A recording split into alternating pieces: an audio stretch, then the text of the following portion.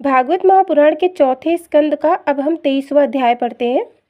मैत्रेय जी बोले, हे विदुर जी, वन में जाकर राजा पृथु ग्रीष्म ऋतु में अपने देह को पंचाग्नि द्वारा तपाया, वर्षा ऋतु में खुले स्थान में बैठे रहे और शिशिर ऋतु में जल के अंदर खड़े होकर श्री नारायण जी की तपस्या तथा ध्यान करते रहे।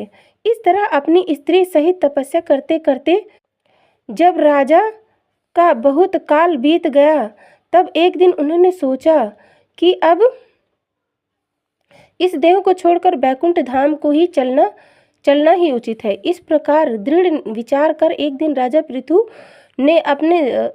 पृथु ने श्री नारायण भगवान का स्मरण करते हुए योगाभ्यास द्वारा अपने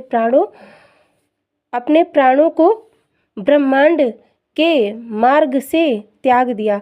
उस समय उनकी स्त्री रानी अरुचि ने पहले तो बहुत विलाप किया। इसके बाद धीरज रखते हुए उसने जंगल में से लकड़ी आदि इकट्ठी कर चिता तैयार की और उस चिता पर राजा पृथु के मृतक देह को रखकर अग्नि संस्कार कर उस चिता की 7 परिक्रमा करके हाथ जोड़कर इस प्रकार कहने लगी, हे नाथ, मैं आपके बिना किसी स्थान पर नहीं रह सकती, इसलिए आप जहाँ जा रहे हैं उसी जगह मुझे भी अपनी सेवा करने हेतु ले चलिए, क्योंकि आपके चरणों की सेवा द्वारा मेरा परलोक सुधर जाएगा। ऐसा कहकर रानी अरुचि भी उस चिता में कूदकर राजा पृथु के साथ सती हो गई।